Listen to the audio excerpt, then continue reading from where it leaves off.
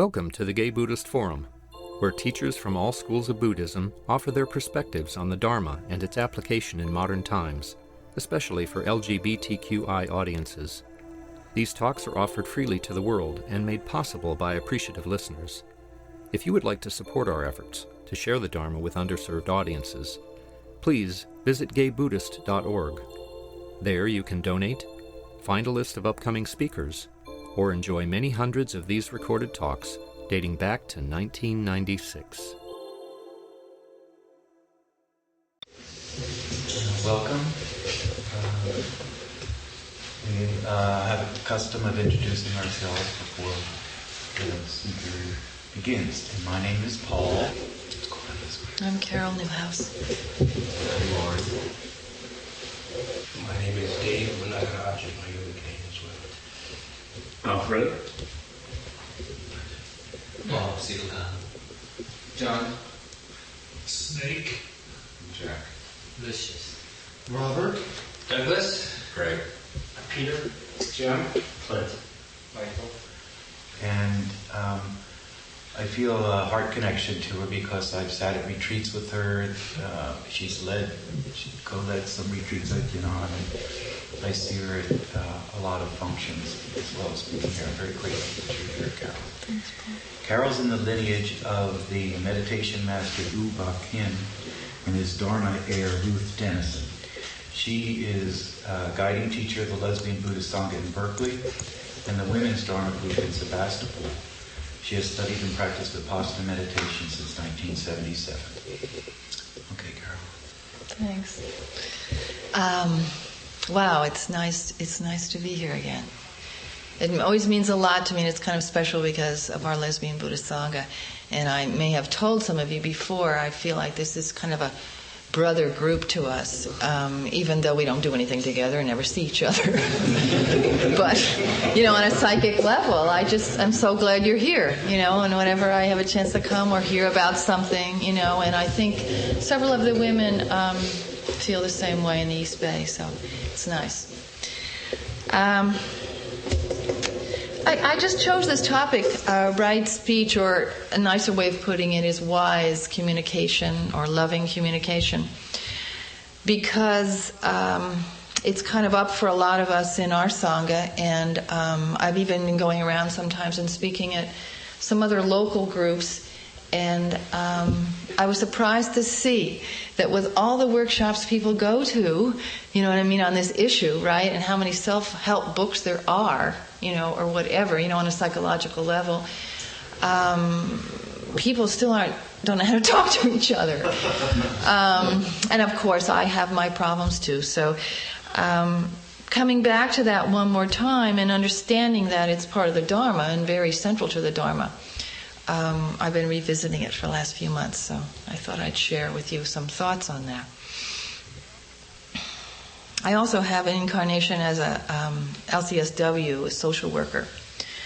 And so I do understand, from that level, the value of communication, on the mundane world, as we put it, also in a special way.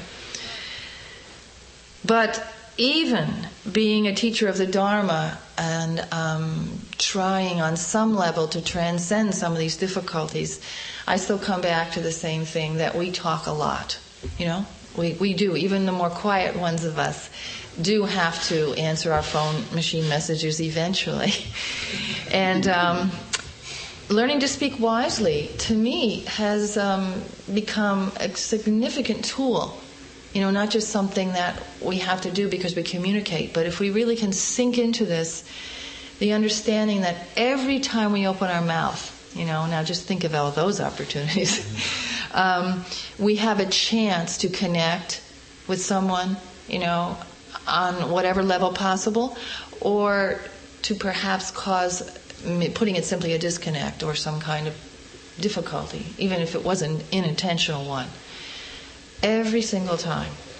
So if I really let that into my heart, it feels a bit overwhelming to me.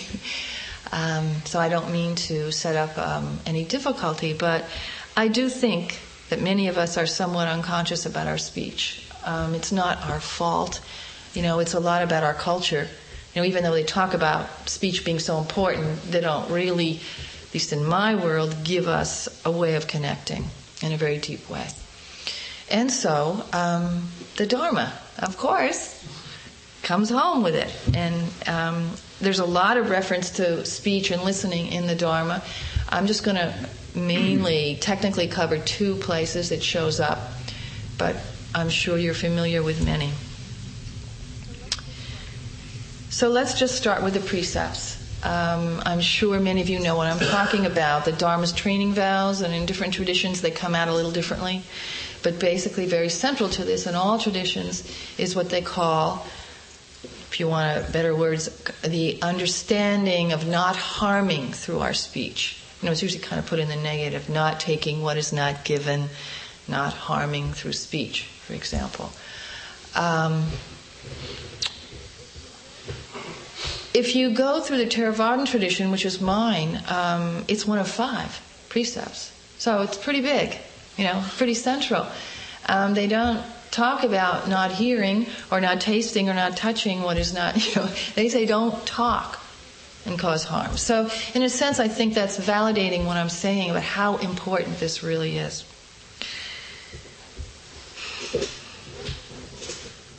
I've been interested in our Western world to think about how important self-expression is, and how, aside from writing, speaking, of course if you're an artist you have many forms, but we all speak, or most of us have the gift of speech.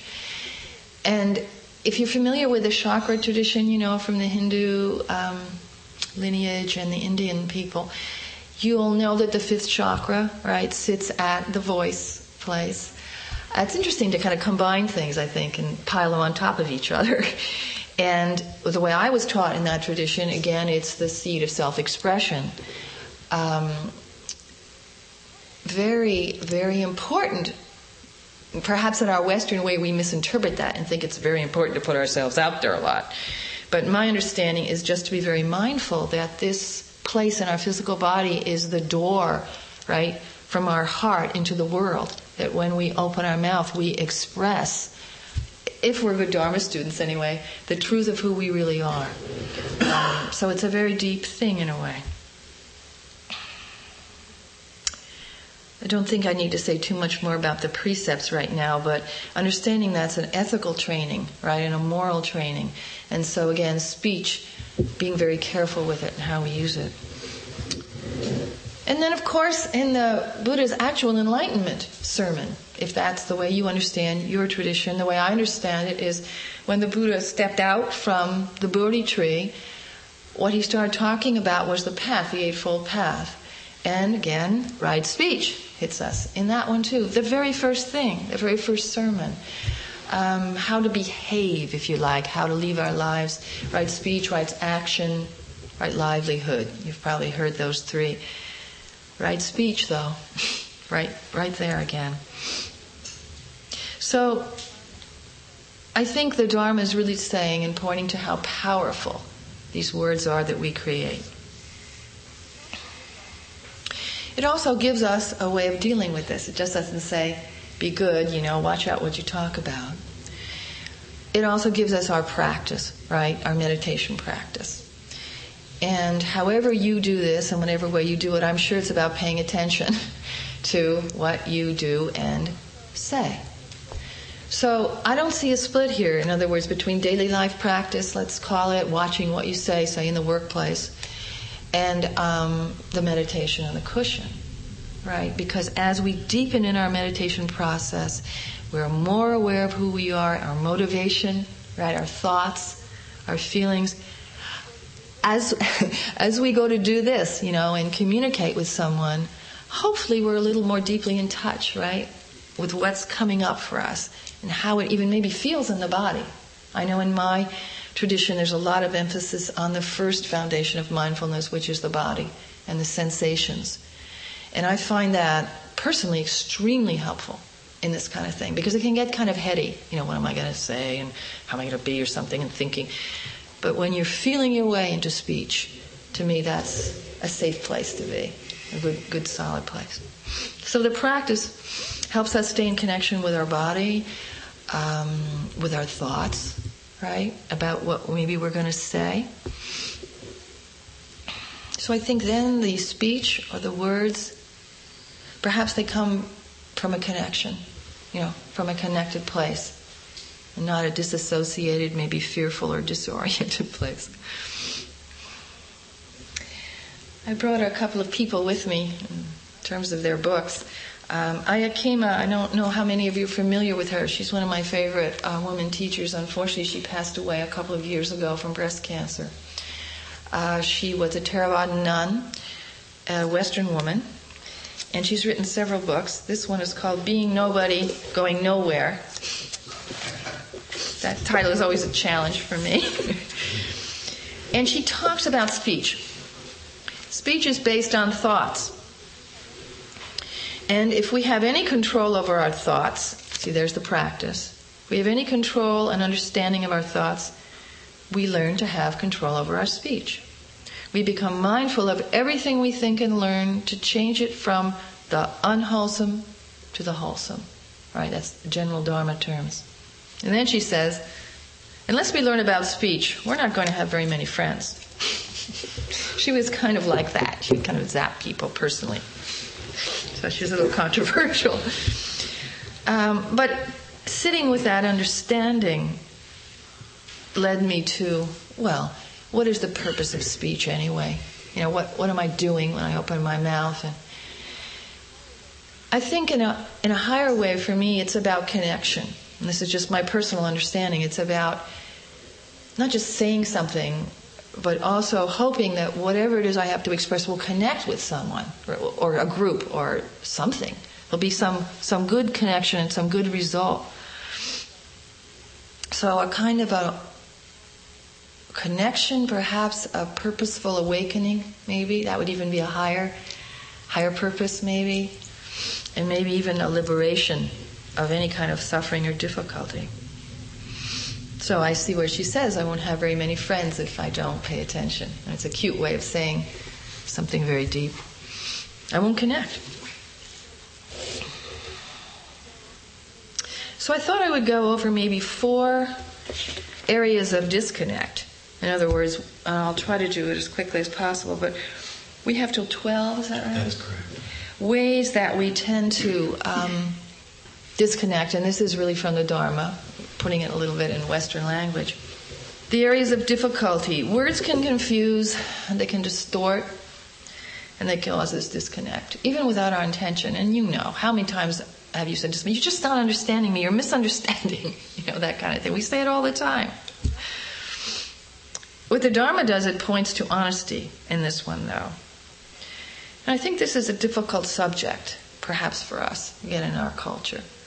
Especially if we were raised in a Judeo-Christian culture, with some kind of blame and conditioning around honesty and all this. It can get very confusing, at least it can for me. I think the subtlety of it is this. Probably not too many of us lie outright, although I have caught myself actually saying things that were totally untrue. It's really amazing. Nice people like us, what we can get into, not even realizing it, But more so, I think, the more common is not overrating and not underrating. That's the subtlety.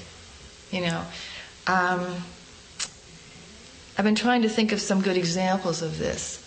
Like, again, in the workplace, because I am still very much in the workplace. Someone asks your opinion on something, or there's a situation where it's very easy for you to overrate a person or underrate a person, or overrate the importance of something or underrate the importance of something. Just for why? Well, for your own gain in some kind of way, or what you perceive in that moment in your unconscious way as perhaps a benefit to you. Probably not a good idea, but in the moment, a good way of getting out of something, things like that.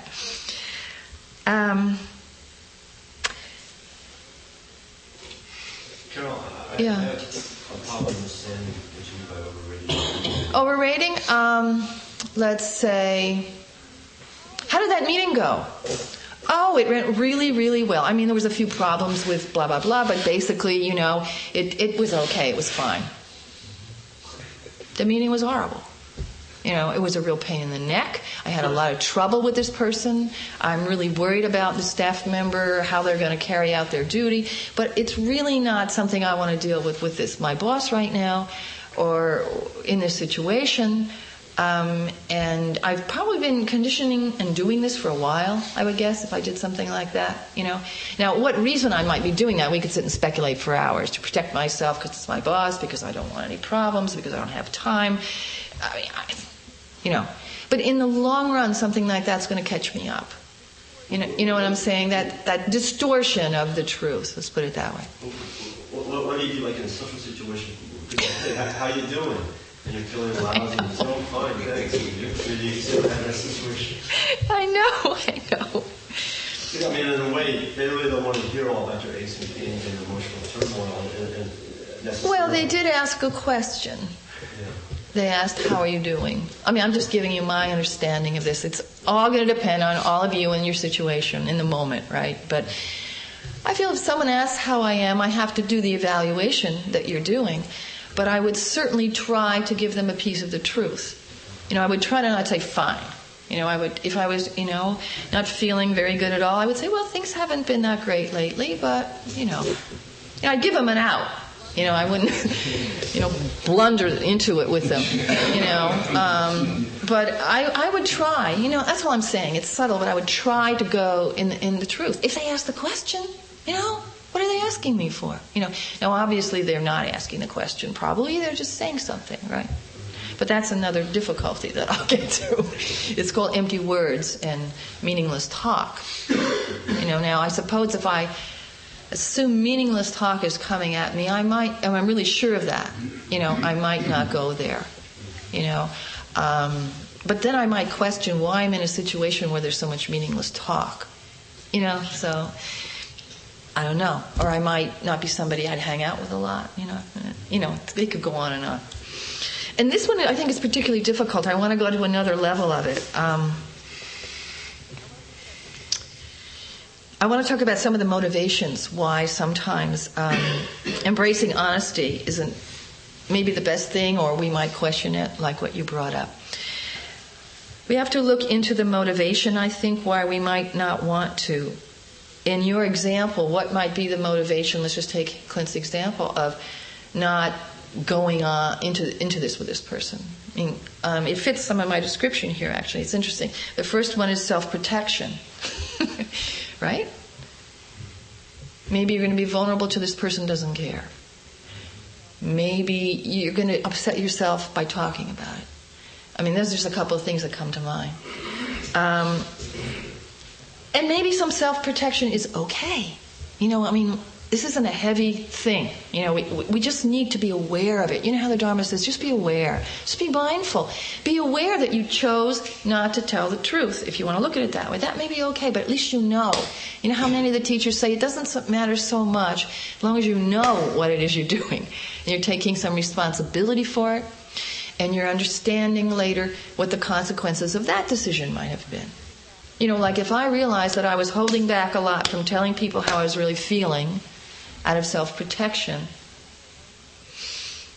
I might not want to hang out with those people very much, right? So it goes somewhere, that's all. I can think of something even more provocative around coming out. Perfect example, right? Obvious example.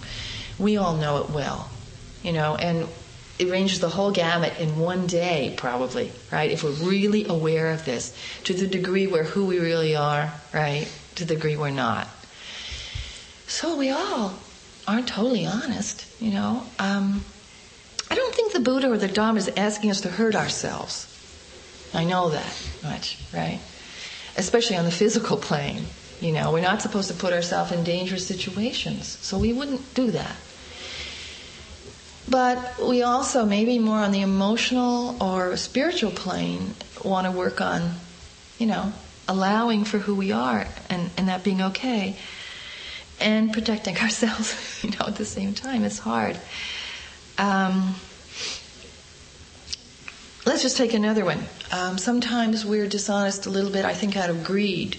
These are some of the basic things that we're cautioned about in the Dharma. Greed, wanting. I'm just thinking right now of wanting friends or wanting to make a good impression or wanting a result, maybe, or something like that. And so we distort things again a little bit because we know the conversation will go towards something that we want. Maybe a relationship, even, right? I mean, how many times do we do that? Well, I'm not really going to tell him about that because, we'll never get to bed or something like that, I'm just taking these outrageous examples to just try to show you that it's everyday stuff. And I'm not saying you're bad. I'm just saying we do it. And just to notice it,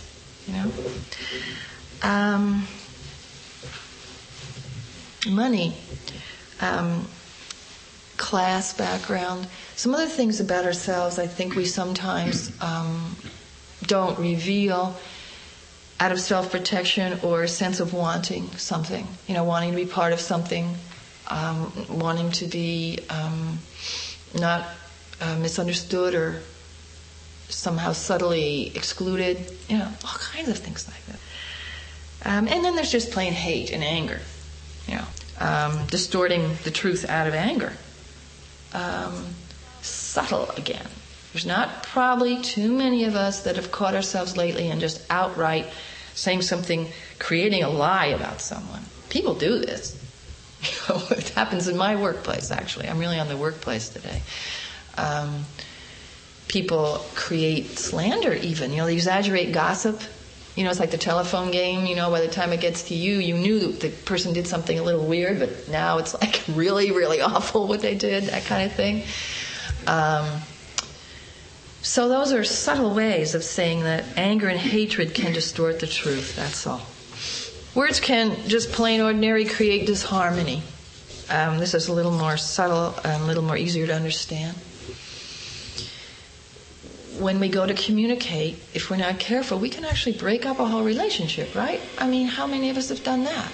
No blame. I'm just saying it's powerful stuff, Families, obviously. How many of us can, I'm just thinking now, if we close our eyes for a moment,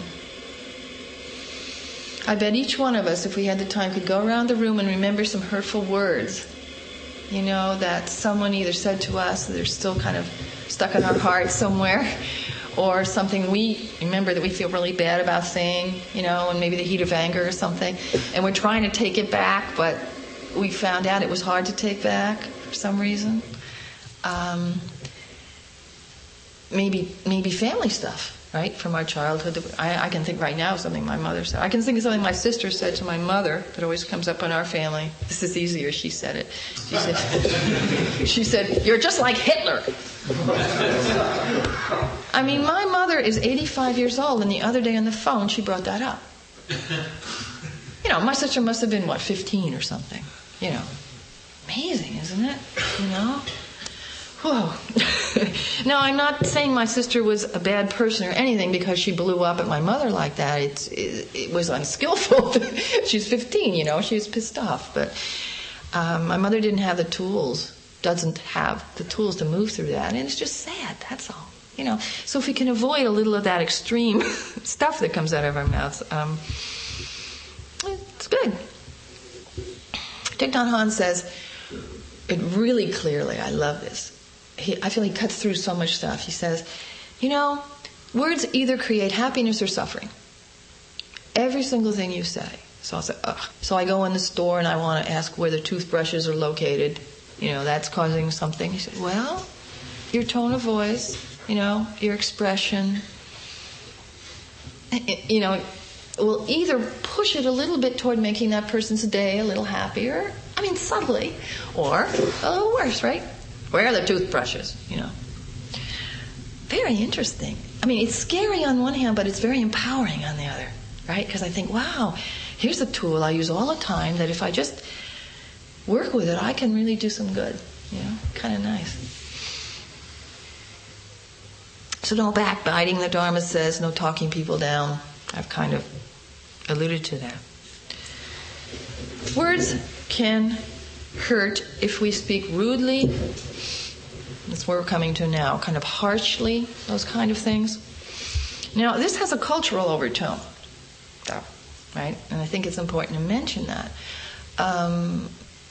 Most of us, I'm sure, are studying with Eastern or Western teachers that come from some kind of an Asian cultural conditioning, right, about the Dharma, even if it's in the lineage. And therefore, every religion, that we're involved with, we have to, I feel, look at the cultural background, and the flavor of what comes to us through that. And this one, people do kind of tend to talk softly, right? I mean, if you go all of Asia, you'd find some louder than others, but this kind of thing is, this business is much more prevalent, this kind of honoring. And I was on a plane, I just got to tell you this one, it was so embarrassing, on Japan Airlines once, and I was talking sort of like I am now to a friend standing in the aisle. I was much younger and hopefully less conscious. And 4 people came up to me, including one stewardess, and asked me to be quiet or to talk more softly before I got it that I really should. It just pissed me off. You know what I mean? And it was totally a cultural thing, I was talking like this. I mean, what is their problem, It was really, really bothering people, So I'm translating this into the Dharma, and I'm saying when they say don't be rude, right, and don't be harsh, well, yes, that's good, but we have to understand what that means in what situation. Don't be disrespectful. There's another example I want to share with you that came up actually in our Sangha. There's a woman right now, well, there's several people actually, that are very interested in doing communicating workshops. And one of the things that they emphasize is looking into the eyes of the other person when you talk. Like this. You know what I mean? That makes me uneasy. I'm just going to share my personal thing.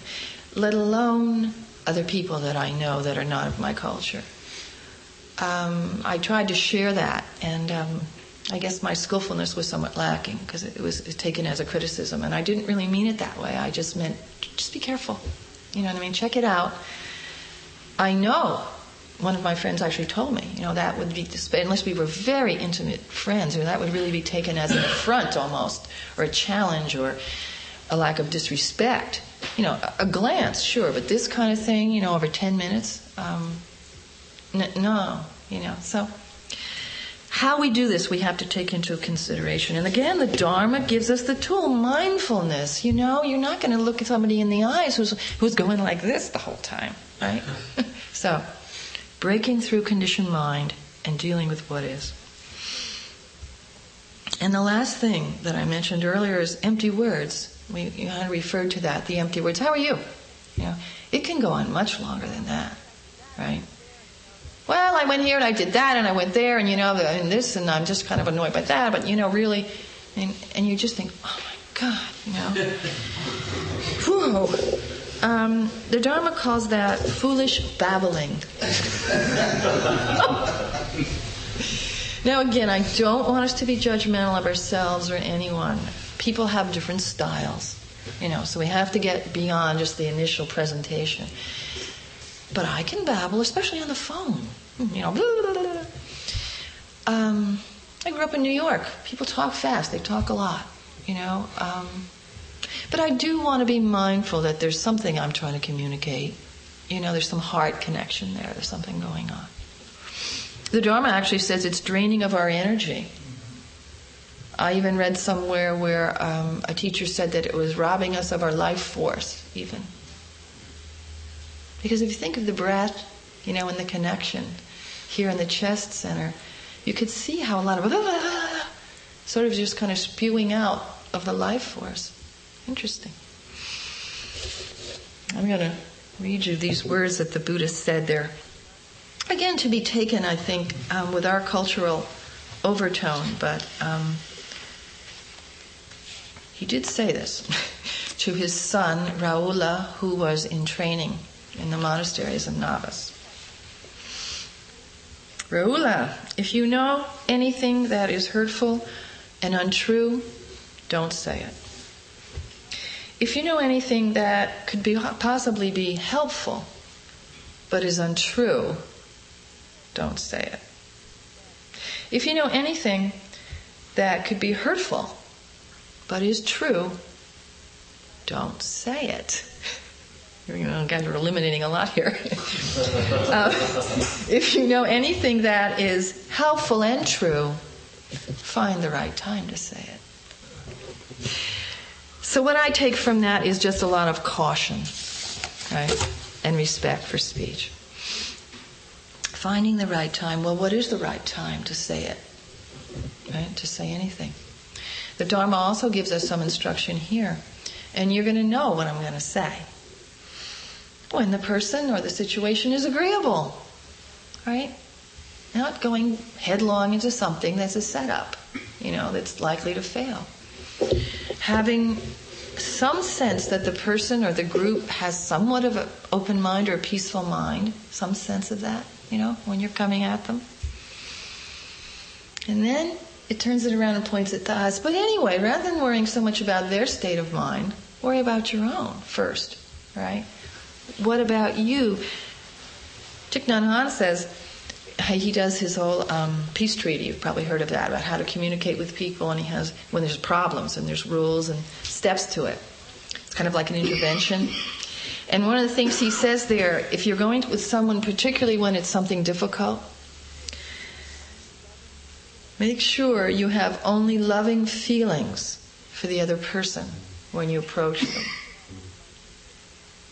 Now, that might mean we might never get to talk to them about it, right? It's occurring to me now. But at least try. Because basically this is it, and this is the nutshell that I like.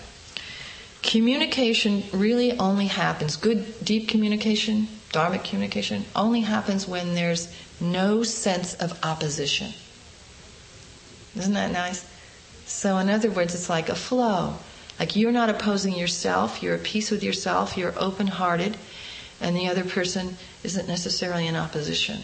They may not always understand, but they're not in opposition. Very nice. Mm-hmm. I hate to keep interrupting, but you're talking such great stuff. That's okay. What you just said is incredibly beautiful and profound, and I got to really take it to heart. But when you're dealing with a relationship, I don't necessarily even mean a romantic relationship, but I mean like... Sure, anything important, yeah. Right, where you care for the person, but you really feel fundamental differences of how a relationship should go. Mm-hmm. You wouldn't be necessarily in a sense of opposition then. Because we're talking about the heart and the emotional plane here. Yeah. So you said you care about the person. You just have to get into a place of loving the person. That doesn't mean you still don't have a difference. Yeah. You say, the good stuff, and then you say, but we can't do it this way anymore, or something like that. I mean, that's not opposition. I mean, that's opposition to behavior and idea or something, but your essence isn't in opposition. You know what I'm saying? Yes. Yeah. And who knows what the other person's going to perceive? We can't always... That's why they say be really great if that other person was in the same place. We can't always, we can't always make that happen. Does that help? Yes, it does. Okay. I don't want to go on too long. There's a couple of other things I want to make sure I mention. I can just tell you that I have found within myself that if I am going into any kind of situation with a sense of dislike, that's the kind of opposition I mean, of the person, or rejection of the person, then I'm just it's not going to work. That's all. I mean, it might kind of work a little, but it's not going to work very well. So I'm just trying very hard to, I think of it again in the workplace, because that's where there's so much stress around things like this, but, to work with my own sense of dislike of someone and what they did, but open my heart, to their, shortcomings and all that, and see it from their eyes and do all that work, and then go there as I present my difficulty or my situation, It works wonders. And anyway, you know what? I'm working on myself all the time, right? So it's not a waste of time, even if it doesn't work. I didn't get a chance to talk about listening very much, so I'm going to go over it really quickly, but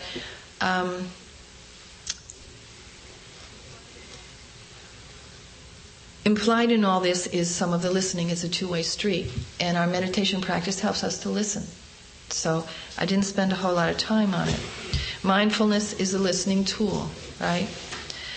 I wanted to read something that Ajahn Sumedho said. He is the abbot of Chithurst Monastery in England, a Theravadan Buddhist abbot, and he's very articulate. This is about the listening side of right speech. In our meditation practice, we listen inwardly and we listen carefully, right? So that's the reason I didn't spend as much time on it, because what we're doing is listening to ourselves. Some Dharma teachers may even say, listen into the breath. You know, you're not actually really hearing anything, but this word listen is kind of expansive when you think of it. It's just being aware, right? So we listen carefully. To listen inwardly, regard the outside of things as totally unimportant. Go beyond the concepts and the thoughts. They are not you. Listen to that which is around the words themselves, the silence and the space, right? Even in conversation with someone, you know what that's like, right? If you're really listening, you hear this weird thing coming at you that you totally don't agree with, right? But if you can really listen into what's around that, right? It may be fear, right? It can be anger, could be a desire to be heard. You know, it could be that, right? And that's what you respond to more, right? And he doesn't say that, but that's the talking part. We need a quiet mind. That's why the practice is good for that kind of listening, right?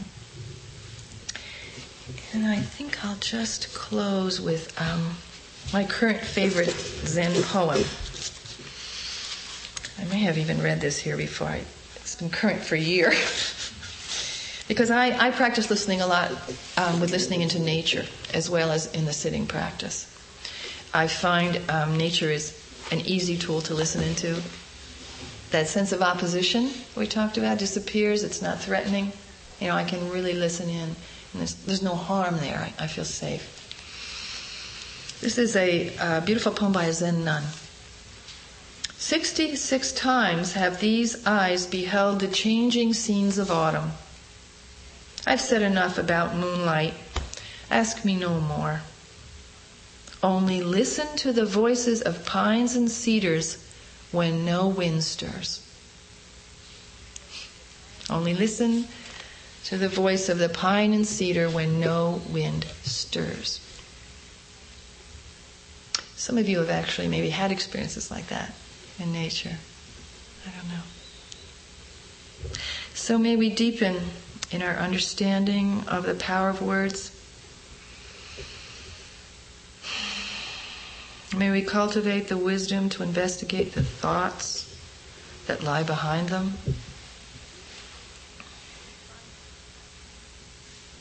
May we find the compassion to practice wise speech for the alleviation of our own suffering and the suffering of all beings. Thank you. Will you take some questions? Oh, sure. Yeah, let's talk. Yes. What's your name? David. David, hi. The difference between sort of mindless babbling and just really what, 90% of conversation is, which is, or a lot of it is sort of recounting of your day and with people you're close to. For me, anyway, I find a lot of connection. What cereal did you have this morning? Was the date nut soggy or I like that stuff. I do too. But it really has no deeper meaning other than someone telling me what their day was like. Well, I'm feeling meaning in what you're saying. I mean, you have to ask yourself that question. But as you talk, I'm feeling the wanting to connect. Certainly non-harmful. Not empty because it's you. It's your day. So it's not empty of meaning. It's you sharing yourself with someone else and what you thought about the cereal. I don't think it's the content so much. Babbling has a way of thinking maybe we're just talking about superficial matters. But people can babble about very intellectual matters. Yes. You may have noticed. So that was a quality as opposed to the content. I think so, and the heart quality maybe, or however you want to think of it. These are my words. The motivation behind it would be a key. If you're talking to your lover or your friend about your breakfast, and it's important, and there's a reason, and it has a good feeling to it. right? It's wonderful, right? Yeah. I'm really embarrassed. I say, in a parallel incarnation, I'm a deeply, deeply shallow person, and I have a whole circle of friends, and who every year gather for an Oscar party, and we. Oh, I'm having one tonight. We have a contest for worst dressed, worst beat, a snap display of opinion and overreaction to trivia. Right? Meanwhile, I got a call that another family in my life, the mother of a dear friend, is dying. She's been dying for many years, but now. Now she's sick. Now she's in the dining room and she's dying. We've all been over there. And other friends said, we got to go over there tonight. And this is the Oscars. I mean, I could be very present to my friend's grief, or I could go yell and scream at the bad winners. Right. And I want to go to the party. Right. This is such a profound challenge to my sense of myself that I will probably go and try and be present to my friend. But this, I realize that many of my friends are when you initially described as over-dramatizing, or we elevate everything. All our storytelling is a lot for entertainment. Overrating, right? yeah. Someone is a savage. We push things to extreme just for theater. But we're homosexuals. Right. You have to really, that's a very good point. It's cultural. You have to look at the motivation, the reason. People sometimes do that. And, I mean, you said a lot here, but I'll just go for this little piece. People do that a lot. But I don't know. I would really question the motivation and the result of what that is. If it's joy, right? Well, it's rich communal exaltation. Yeah. Right, exactly. If it's joy, that's one thing. If it's, dishing somebody, and being exaggerated about it, maybe that's not, and getting off on it, maybe that, so you have to look at that. But anyway, about the Oscar thing, we have to ask why and what it's bringing us. I have very synchronistic exact situation tonight myself. And I'm not going to a gay party with men. But my girlfriend is a filmmaker. And that's the reason they're going. But it's going to be a lot like that still. It's going to be, look at that, all that kind of stuff. Right. You know your own answer. Don't do something that's not going to feed you. Take care of yourself. Be true to yourself. If you really feel that this is a nurturing thing and it's important to be with your friends around this ritual, because it sounds like a ritual to me. Oh, it is. Then that's not stupid and artificial. Or maybe it is. Maybe it is a stupid artificial ritual that you don't want to be in. I don't know. I'm not there. But and I'm thinking that it's good for you. And when I hear you talk, it feels that way, doesn't it, when he talks about it? It's like, wow, something about him is going to be healed and, crazily enough, brought forth in a good way. When he talks that way, doesn't it? And visiting a dying person can be an anti-ritual. Absolutely. Right. Well, that's the other thing. I've done so much dying in my life, and this is an old lady. It's not sad. Well, probably not for you, right? And so then you go and try to take on their sadness, like you're saying, and it becomes empty words. So isn't that interesting? We turned it all around, right, from the good thing to do into the Oscar party. Yeah. So isn't it great what the Dharma can do? It says, no, it doesn't matter the outside appearance of all these things. Just look through it. In this case, find the joy and the non-harming, which would be, of course, the kindness and the happiness. And where is it? Which place is it? And then if your friends have some judgment about it or whatever, maybe you can even be so skillful to explain it to them, rather than just say, oh, well, I just want to go to the party and kind of feel bad about it. But, say, no, this is a nurturing ritual. It's how we take care of it ourselves. Oh, yeah, my life is a lot like that.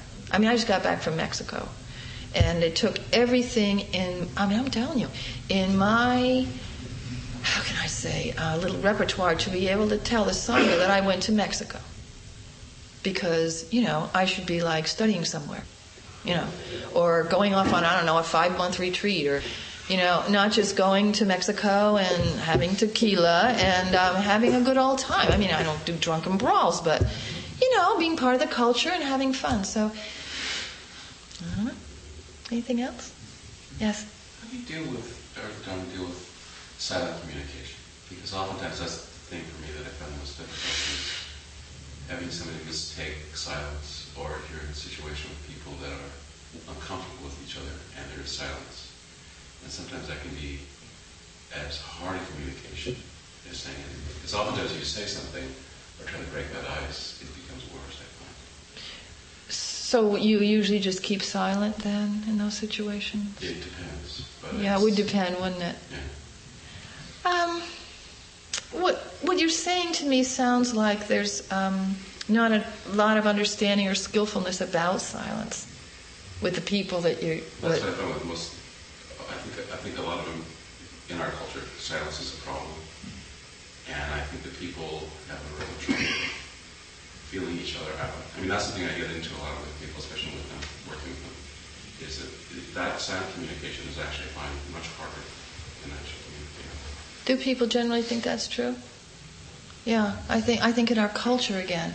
I don't have any easy remedies for it, but I think perhaps talking about it a little more, explaining it to people when I'm silent or when I need to be silent helps. Because you have to be generous and kind, and a lot of times people have no frame of reference, like you're saying. Like sometimes we have meetings a lot at work, and everyone's jabbering, and then we just start this meeting, and I need it to be quiet. So I'll just say, I need, 2 minutes of quiet, but this is because da-da-da-da-da, is that okay with everybody? Some people don't like it, but they shut up because I'm the boss. And that's not exactly what you mean, but it just gives an idea of where I have to come out about it a little, though. I have to kind of explain. I can't just expect. Yeah. Another question, I think one that always comes up is sort of, the so-called white lie, that, you go to see your friends play, and it's terrible. And they're awful, and you can come up with things and saying, that I really enjoyed that. There's people, or they bought a new dress, or right. whatever. I know. There's so many things that that they're not. You feel that they're not ready to hear. Is that what your feeling is? Well, it's not that they're not ready to hear. So it's not really. It's sort of irrelevant to some degree whether I thought they think they're. It's sort of like you can find a way to. You can say, well, find a way to say, I'm glad I could come. Whatever. You can find a way to say it, but that seems sort of like intellect, like word games. Right. It seems beside the point to sort of say that all you're trying to do is to avoid. Again, I would look into my motivation. I'd look into the relationship with the person. I had that experience, the exact experience. But my situation was that I was asked to come, specifically. It all depends on the situation. And inadvertently, I was kind of asked my opinion in that way. I just didn't try to show up there and could sneak out the back door. That person had put it out that they wanted me there for a reason. So then I felt like, in a skillful way, I could communicate what I thought the deficits were as well as the good things. So again, it depends on what your own motivation and the other person's is. In this situation, were you invited specifically, or you just showed up there? Or There wasn't a particular situation. There wasn't a particular one. But someone, if I'm invited to, if I'm asked to come so that they really want an honest opinion as a critique, then that's one situation. Right. But if it's just you're going to support, just social, yeah. And who you care about, and whatever. So the question would be, why would you feel moved to give them your opinion? Well, the question would be, how do you deal with the fact that you really, community theater production, it really is not something that they need to know. You thought, whoever was playing Blanche was just the most horrible thing I saw. But you just kind of want to say something nice to be supportive, and whatever. But there's not a need in that situation for the major critique. So I'm not hearing a white lie yet. In other words, that's what I'm listening for. I guess the white lie is like, what do you say? I really enjoyed that, even if you didn't. Or do you That's say, the white lie. Yeah. You say you were really good, even if your friend was really That's a bigger lie.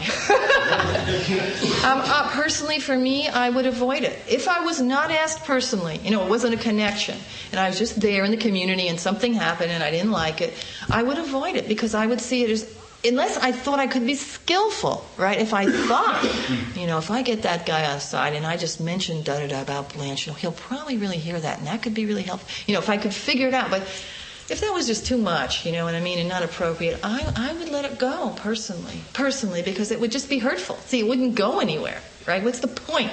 We just have to look at the point. Is it going to work? You know what I mean? We have to close. Yeah. And I'm wondering if you are going to be around for a few minutes after we formally close, if the people have other comments or Oh, questions. sure. Mm-hmm. Okay. Well, let's do that, because I know some people count on getting out of here. I don't make one statement. This is probably one of the best Dharma talks I've ever heard. Really? Yeah. Oh, wow. It's not esoteric, up in the clouds. It's how do you apply Buddhist Dharma to your everyday life Yeah. in a skilled, It's important. passionate way. This is what Buddhism is all about. I want to thank you for a really great talk. Well, thank you, Clint. It's great being with you guys. Thank you very much. Thank you for listening to the Gay Buddhist Forum. If you would like to hear several new talks per month and be notified of upcoming speakers so you can participate live, please subscribe to this podcast, like us on Facebook, and join our mailing list by visiting gaybuddhist.org.